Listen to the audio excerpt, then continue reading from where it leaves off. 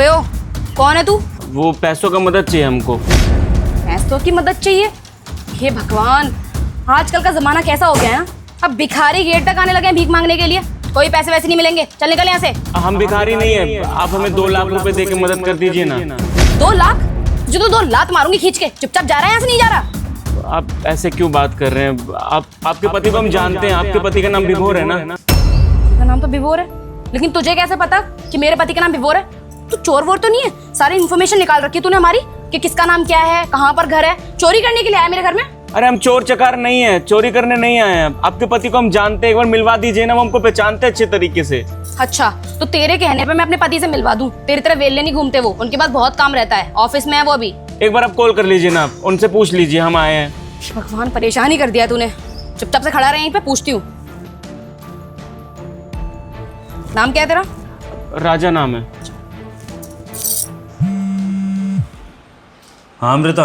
अब विभोर, तुमसे मिलने के लिए कोई भिखारी आया है घर पे। अमृता ये क्या बोल रही हो? तमीज से बात करो।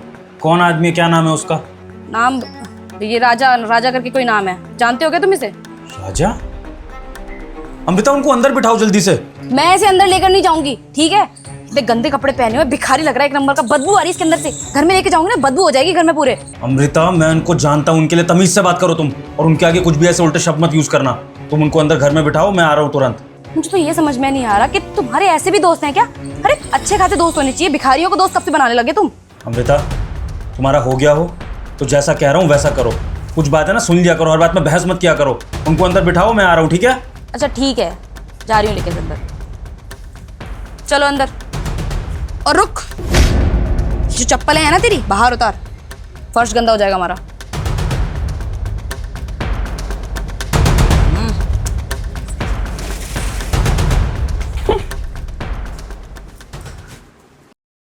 सुनो, तुम ना इस पे मत बैठो, मेरे सोफे थोड़े महंगे हैं ना, हमारे बैठने से गंदे हो सकते हैं। तुम एक काम करो, तुम जमीन पे बैठ जाओ, कारपेट बिछा हुआ है।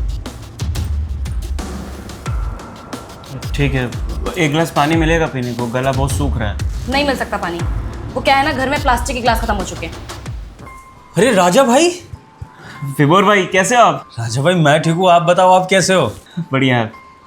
राजा भाई खड़े क्यों, बैठो ना।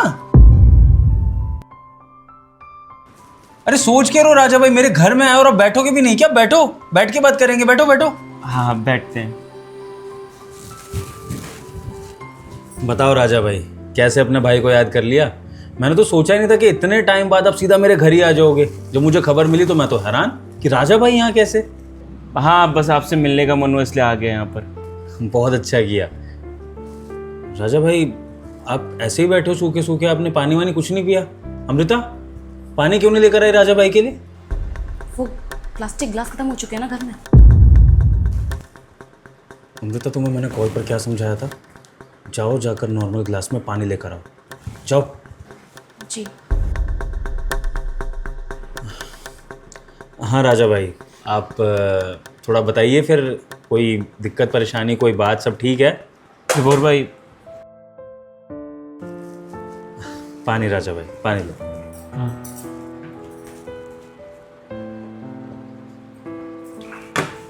वो सच कहूँ तो आपसे कुछ मदद मांगने के लिए आया हूँ मैं। बताइए राजा भाई कैसी मदद चाहिए, क्या कर सकता हूँ? मुझे ना कुछ पैसों की ज़रूरत है, आप मेरी मदद कर दीजिए पैसे देकर। पैसे बताइए कितना चाहिए?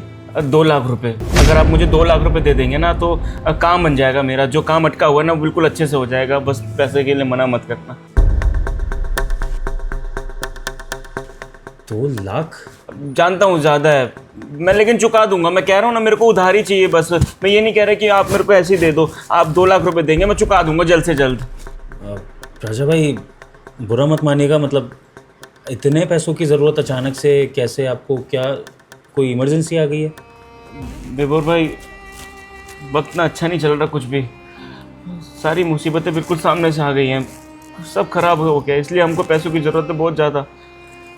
अब क्या हुआ था कि हमारी अम्मा का ना अचानक तबीयत ख़राब हो गया था। उनको लेकर एक दिन हम अस्पताल गए, डॉक्टर से चेकअप वेकअप कराए, तो उस समय तो रिपोर्ट ठीक था, लेकिन 1 महीने बाद पता चलता है कि उनको फर्स्ट स्टेज का कैंसर है। हम तो घबरा गए, हमारा अम्मा के बिना तो कोई दुनिया में है नहीं, एक वही है जो हमारे भरोसे जीते और हम उनके भरोसे जीते हैं। अब हम उनका इलाज करा रहे थे, लेकिन सरकारी में अच्छे से इलाज नहीं हो रहा था, सरकारी अस्पताल में। तो किसी ने हमको बोला कि एक बार ये फलाना जगह है, वहाँ पर लेके जाओ, बढ़िया है, प्राइवेट हॉस्पिटल है, अच्छा काम हो जाएगा। हम लेके चले गए, लेकिन जितना हम कमाते हैं उतना वहाँ पे गुजारा हो नहीं पा रहा था। बहुत ज़्यादा पैसा लग जाता था वहाँ पे, तो बेड का भी पैसा लग जाता था। हमको जाके पता चला, फिर दवाइयों का खर्चा, खाने का खर्चा, आना जाना, सब चीज़ों का खर्चा जोड़ लेते हैं वो। लेकिन हम तो चाहते थे कि अम्मा का किसी तरह से बस तबीयत ठीक हो जाए। थोड़ा थोड़ा सुधार भी आ रहा था, अच्छे से काम भी हो रहा था, लेकिन कर्जा बहुत बढ़ गया हम पे। अब इतना हमारा इनकम नहीं है जो हम सारा कर्जा एक ही बारी में निपटा दें। हमें कुछ समझ नहीं आया, धीरे धीरे बिल बढ़ता रहा और 5 लाख रुपए हो गया। 5 लाख रुपए गरीब इंसान कहाँ से लाएगा? हमारे पास पैसा नहीं था, तो हमारे पास एक पुश्तैनी ज़मीन थी, छोटा सा टुकड़ा है गाँव में, हमने उसको बेच दिया। अब उसको बेच के हमको सिर्फ 3 लाख रुपए मिले, क्योंकि अभी ज़मीन का रेट उतना नहीं है वहाँ पर। 3 लाख रुपए उनको दे दिए और बस 2 लाख रुपए बचे हैं। हमने अपने दोस्तों को कॉल करा, रिश्तेदारों को कॉल करा, लेकिन सब के सब ऐसे मुंह फेर के चले गए ना कि हमको जानते तक नहीं है कोई। बस हमको 2 लाख रुपए दे दीजिए, हम कुछ दिनों में कैसे भी करके कहीं से काम करके हम जिंदगी भर आपके एहसान रहेंगे, आपके यहाँ पे काम करेंगे, नौकर बन के रहेंगे, लेकिन 2 लाख रुपए दे दीजिए ना विभोर भाई। 2 लाख? विभोर, 2 लाख रुपए कुछ ज़्यादा नहीं है? नहीं अमृता, 2 लाख ज़्यादा नहीं है। बल्कि राजा भाई, मुझे तो हैरानी इस बात की है कि आप इतनी दूर से मेरे घर आए मदद मांगने के लिए, वो भी 2 लाख रुपए के लिए। आपको अपनी माँ के इलाज के लिए अगर 5 लाख रुपए चाहिए थे तो मैं 5 लाख भी दे देता। 2 लाख ही क्यों मांगे? और वो भी 3 लाख आपने पुश्तैनी ज़मीन बेच के अरेंज करे। क्या ज़रूरत थी अपनी पुश्तैनी ज़मीन बेचने की? भाई ज़मीन तो आप लोगों की शान होती है और आपने वही बेच दी। देखिए राजा भाई, आप 2 लाख नहीं, आप मुझसे 5 लाख लीजिए, अपनी ज़मीन वापस छुड़वाइए और माँ का इलाज कराइए, यही ठीक रहेगा। मैं पूरे 5 लाख देता हूँ आपको, ठीक है? विभोर भाई देखिए, हम जानते हैं कि आप हमारे बारे में बहुत अच्छा सोचते हैं, आप हमारी मदद करना चाहते हैं, लेकिन सच में कह रहे हैं, हम सच्ची में आज तक किसी के सामने से हाथ नहीं फैलाए, लेकिन पहली बार लग रहा है कि अपनी अम्मा के लिए फैलाने पड़ेंगे। हमें बस 3 लाख रुपए का जुगाड़ हो गया, 2 लाख रुपए दे के हमारी मदद कर दीजिए, हम वापस कर लेंगे, हम नौकर बन के रहेंगे। चलिए ठीक है राजा भाई, आपको 2 लाख चाहिए ना, मैं अभी 2 लाख लेकर आता हूँ, यहीं वेट करिए, ठीक है?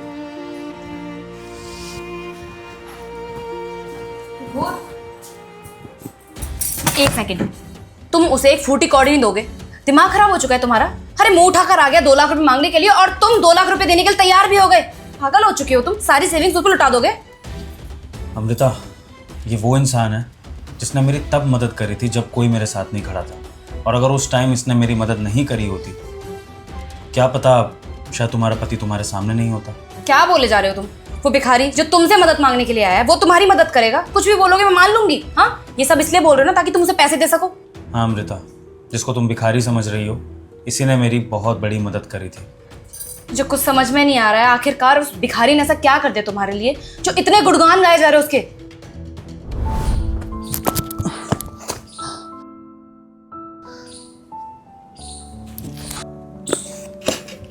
क्या हो गया भैया?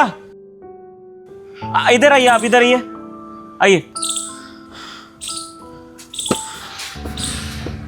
बैठिए, बैठिए बैठिए। क्या हो गया? आप चक्कर खा के गिर गए वहां पर, क्या हुआ? कुछ बात हो गई क्या? हाँ भैया, वो सुबह से कुछ खाया पिया नहीं है ना, तो शरीर में वीकनेस आ गई है, तो बस इसलिए चक्कर से आ रहे थे। अरे बाप रे, इतनी गर्मी के अंदर आप कुछ खाए पिए नहीं है जी, ना पानी पिए। ये लीजिए, पहले पानी पीजिए, पीजिए ना। थैंक यू भैया। हाँ, आराम से। आराम मिला कुछ? जी भैया, अब थोड़ी जान में जाना ही पानी पी के। आपका बहुत बहुत धन्यवाद। हम समझ नहीं पा रहे, आप अच्छे खासे दिखते भी हैं, बढ़िया कपड़ा भी पहना है, ऐसे चक्कर खा के गिर गए और कह रहे हैं कि सुबह से कुछ खाया पिया नहीं। क्या हो गया आपके साथ? कुछ दुर्घटना हुई है? भैया दरअसल मैं शहर का नहीं हूँ, मैं बाहर से आया था अपना ऑफिस के काम के लिए। यहीं पास में एक पार्क है, वहाँ बैठा हुआ था। अचानक से कुछ गुंडे बदमाश आए, उन्होंने मेरा फ़ोन पर सब छीन लिया बंदूक की नोक पे। अब मैं डर गया, मैंने सब कुछ उनको दे दिया। अब फ़ोन नहीं, किसी को फ़ोन नहीं कर सकता, पैसे नहीं है, कहीं आ जा नहीं सकता। तो एक पुलिस वाले भैया घूम रहे थे, उनको कंप्लेंट करी, तो वो मेरी बात ही नहीं सुन रहे, अनसुना कर रहे मेरे को। जब उनको पता लगा कि मैं यहाँ से नहीं हूँ, तो अब मैं दर दर भटक रहा था कि किससे कैसे मदद मांगूँ, क्या करूँ। और जहाँ रहता था वो जगह भी बहुत दूर है, तो वहाँ जाने के लिए कन्वेंस के लिए पैसे चाहिए, वो भी नहीं है। तो बस भैया अब घूम रहा था इधर उधर, भूखे प्यासा शरीर था तो चक्कर आने लगी और एकदम सड़क पर गिरने को हो गया। क्या ज़माना आ गया भैया जी हैं। पुलिस होती है हमारी रक्षा के लिए, सुरक्षा के लिए, कि हमारी मदद करे, लेकिन वो उस चीज़ का तो मज़ा लेती है। और चोरी चकारी आजकल बहुत बढ़ गया है, कहीं भी जाओ ना बस चोरी चकारी हो जाता है। हर किसी को दूसरा तरीका चाहिए कमाने का, वही मेहनत नहीं करना चाहता। वैसे कहाँ से आए आप, कहाँ के रहने वाले हैं? दिल्ली शहर से हूँ जी। अच्छा, दिल्ली बड़ा शहर है। जाने के लिए कितना लगता होगा, उसका किराया विराया? देखिए मिनिमम से मिनिमम 1000-1500 लग सकते हैं, 500-1000 में भी हो सकता है, डिपेंड करता है कि बस किस रूट से मिलती है। पर अगर बस से जाओ तो इतना लगता है 1000 के आसपास। पर बात यह है भैया कि 1 रुपया भी नहीं है जेब में, नहीं तो बस पकड़ के सीधा अपने शहर जाता, अपने घर जाता, कम से कम सेफ फील कर, फिर अपनी जो भी चीज़ें मोबाइल पैसे वो मैं दोबारा से लेता अपने लिए। लेकिन यहाँ से निकल जाता, अब दूसरे शहर में फंस गया हूँ भैया, इस चीज़ से बहुत परेशान हूँ। 1000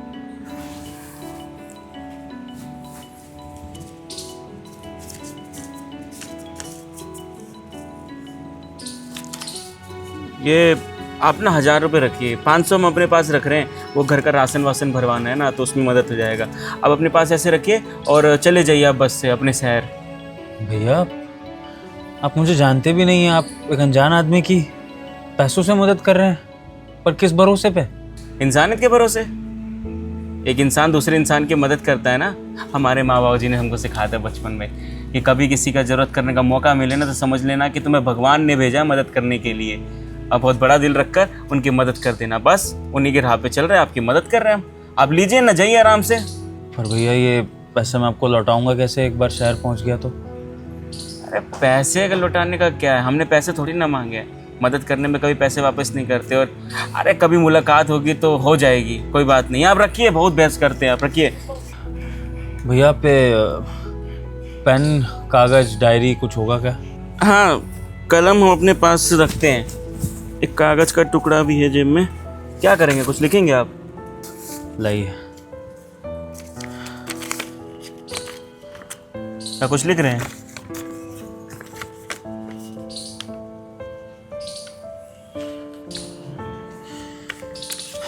लीजिए भैया, इस पर्चे पे मैंने अपना नाम, नंबर, अपने घर का पता लिख दिया है। आपको जीवन में कभी भी किसी भी मोड़ पर ऐसा लगे ना कि आपको अपने इस भाई की मदद चाहिए, आप बेझिझक मेरे को कॉल कर देना, डायरेक्ट मेरे घर पहुंच जाना। आपका भाई आपके लिए हमेशा हाजिर रहेगा, ये मैं वादा कर रहा हूँ आपसे। अब बताओ अमृता, जिस इंसान ने मेरी ऐसे समय पे मदद करी हो जब कोई मेरे साथ नहीं खड़ा था, तो आज वो इतनी दूर से मेरे घर पर आया अपनी माँ के इलाज के लिए, तो क्या मैं थोड़े से पैसे नहीं दे सकता? और इन पैसों को देने से हम गरीब नहीं हो जाएंगे अमृता? ऐसे बतेरे पैसे हैं हमारे अकाउंट में, लेकिन अगर इन पैसों से किसी भले इंसान की माँ का इलाज हो जाता है ना, तो इन पैसों का सबसे ज़्यादा सदुपयोग होगा अमृता। और अगर आज हमने ये मदद नहीं करी तो उस भाई का इंसानियत से भरोसा उठ जाएगा। बताओ, अब मैं गलत कर रहा हूँ? और तुम बिल्कुल ठीक बोल रहे हो, तुम्हें उसकी मदद करनी चाहिए। मैं कितनी बड़ी पागल हूँ, पैसों के घमंड में आ गई थी और कुछ भी उल्टा सीधा बोले जा रही थी। उस बेचारे के साथ कितनी बदतमीजी की है और उसने तुम्हारी कितनी बड़ी मदद की। I am really sorry. मैं उससे जाके माफ़ी मांगूंगी और प्लीज़ उसकी मदद कर दो। अगर तुम उसकी मदद करोगे तो उसकी माँ की जान बच जाएगी। गुड। और जो तुमने बदतमीजी उनके साथ करी है, हो सके तो उसके लिए माफ़ी भी मांग लेना।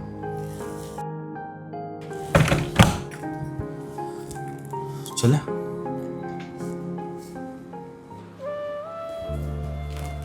राजा भाई, ये 2 नहीं 2.5 लाख रुपए हैं। 50,000 एक्स्ट्रा दे दिए क्योंकि इलाज में पता नहीं लगता खर्च होगा, दवाइयाँ, इंजेक्शन और बाकी सब जो भी चीज़ें हैं, तो एक्स्ट्रा ही दिए ताकि आप मैनेज कर लो। ये लो।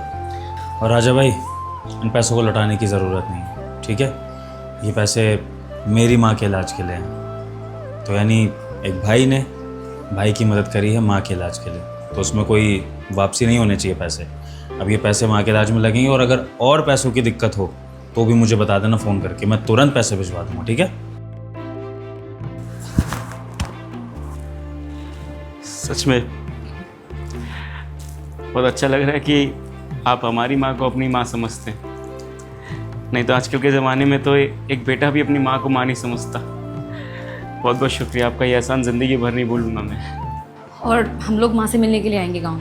हाँ, जैसे ही माँ की तबीयत बेटर हो जाए हमें बताना, हम माँ से मिलने के लिए आएंगे। जी विभोर भाई। अब जाओ फटाफट से निकलो। जी चलते हैं।